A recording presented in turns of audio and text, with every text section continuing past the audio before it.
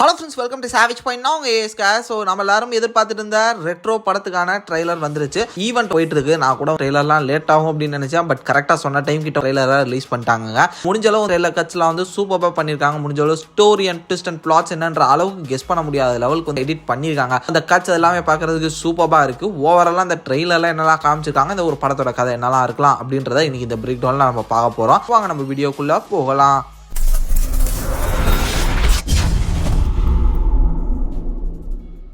Lakshmi organics நம்ம இயற்கையான முறையில தேன் பண்ணி அமைத்து அதுல இருந்து சேகரிக்கக்கூடிய தேனை எந்தவித கலப்படமும் இன்றி விற்பனை பண்ணிக்கிட்டு வரும். அதோட சுத்தமான தேனை தாண்டி வேல்யூ ஆடட் ப்ராடக்ட்ஸ் சொல்லக்கூடிய தேன் ஊரல் வகைகள், அதாவது பன்னீர் ரோஜா குல்கந்து, தேன் அத்தி, தேன் பேரிச்சை, தேன் இஞ்சி, தேன் பூண்டு, தேன் முந்திரி, தேன் உலர் பழங்கள்னு சொல்லிட்டு கிட்டத்தட்ட 8 வகையான ப்ராடக்ட்ஸ் நம்ம விற்பனை பண்ணிக்கிட்டு வரோம். ஒருவேளை உங்களுக்கும் உங்க ஃபேமிலிக்கும் சுத்தமான தேன் மற்றும் தேன் ஊரல் வகைகள் வேணும் அப்படின்னு நினைச்சீங்கன்னா மறக்காம ஸ்கிரீன்ல தெரியற நம்பரை கான்டாக்ட் பண்ணுங்க. மேலும் நம்ம நிறுவனத்தை பத்தி தெரிஞ்சுக்க டிஸ்கிரிப்ஷன்ல கொடுத்திருக்கிற நம்மளோட லக்ஷ்மி ஆர்கானிக்ஸ் இன்ஸ்டாகிராம் பேஜை தொடர்ந்து ஃபாலோ பண்ணி சப்போர்ட் பண்ணுங்க. இப்போ வாங்க கண்டென்ட் குள்ள போகலாம். ஃபர்ஸ்ட் ஆஃப் ஆல் இருக்கக்கூடிய பல ஷாட்ஸ் வந்து பாத்தீங்கன்னா டக்குன்னு வந்து நம்ம எல்லாருமே குழப்பற மாதிரி தான் கட் பண்ணிருக்காங்க.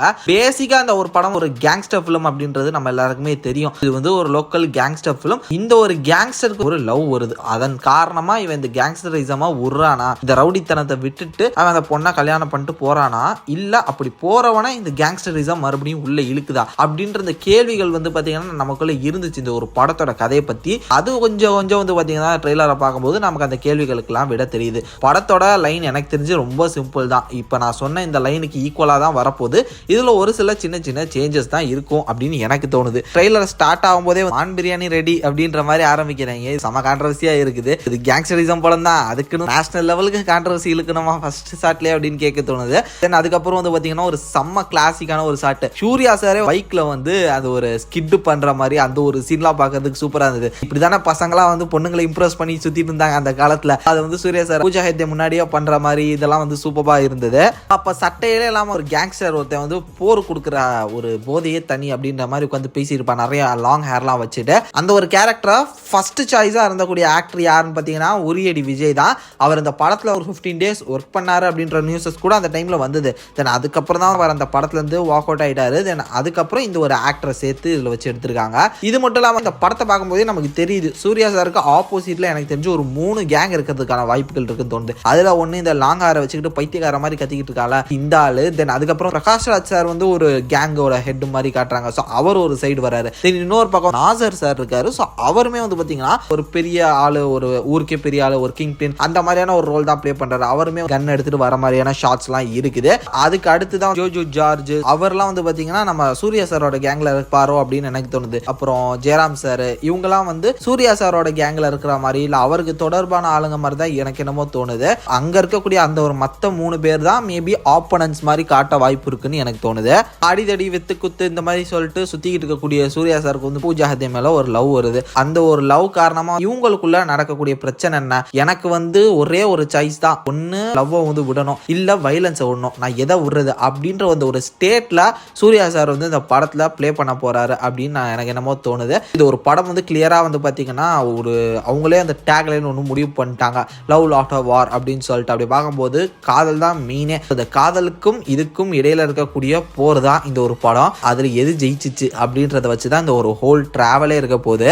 ரவுடிசம்ல ரொம்ப ஊறி இருக்கக்கூடிய இவரை வந்து வெளியே போக விடாம பல பேரும் சண்டைக்கு இழுக்கிறாங்க. ஸோ அங்கேயே வந்து பாத்தீங்கன்னா ஒரு பெரிய கான்ட்ரவர்சி அவருக்கு வந்து சிக்குது. அவர் முன்னாடி கரெக்டா அவங்க முன்னாடியே ஃபைட் பண்ணிட்டு அவங்க முன்னாடியே எனக்கு இதெல்லாம் ஊறி போச்சு, என்னால இதை விட முடியாதுன்னு சொல்றாரு. ஒரு கட்டத்துல கிளீன் ஷோ பண்ண ஒரு லுக் இருக்கு. அந்த இடத்துல வந்து பாத்தீங்கன்னா விர்ரே அப்படின்னு சொல்றாரு. ஸோ ஒரு 3 லுக்ல சூர்யா சார் வராரு.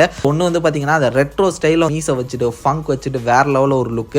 தென் அதுக்கடுத்து ஜெயில் லுக். ஸோ ஜெயில வந்து பாத்தீங்கன்னா ஃபுல்லா பியர்டு வச்சுட்டு ரொம்ப அதிகமான லாங் ஹேர் வச்சுட்டு ஒரு லுக் வருது. அதுக்கப்புறம் வந்து பாத்தீங்கன்னா ஃபுல்லா முடி எல்லாத்தையுமே ஷார்ட் பண்ணிட்டு கிளீன் ஷேப் பண்ணிட்டு லைட்டா கொஞ்சோண்டு பியர்டு வச்ச மாதிரி ஒரு லுக்ல வராரு. ஸோ 3மே வந்து பாத்தீங்கன்னா வேற மாதிரி இருக்கு.